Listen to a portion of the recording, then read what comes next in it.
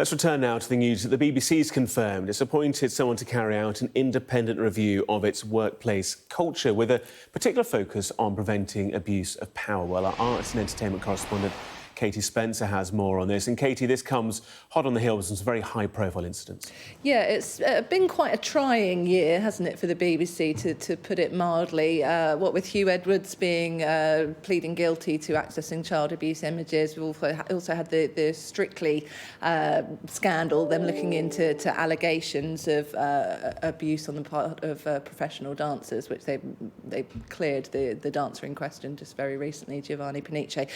But those two big stories, if you like, have really sort of raised issues, turned a focus on whether people at the BBC, employees at the BBC, feel comfortable speaking out and raising issues with their bosses if they do have concerns. And this is a pretty big deal, what they're announcing. They've hired a legal firm especially to carry out this independent review. We're told they will be looking thoroughly into issues of how the BBC conducts itself, whether or not that's in line with their core values. They, of course, are paid for by the taxpayer and answerable to the taxpayer, so they're expected to be held to higher standards than other broadcasters, if you like. The review, we're told in this information that's been announced, will focus on practical steps that the BBC can take, how the BBC can ensure that the consequences of inappropriate behaviour and the abuse of power are understood by everyone who is working at the BBC, and if and when issues are identified by those working at the BBC,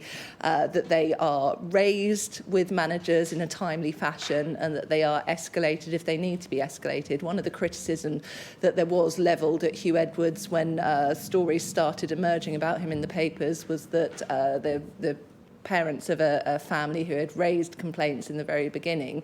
They'd tried to raise complaints, but the BBC had taken weeks and weeks to even speak to Hugh Edwards about that in the very first place. So I think certainly it would seem what they've been through this year, the BBC, they are determined to not only show that they are listening in the last few years to what's happening, and that they intend to sort of act a bit quicker, if you like.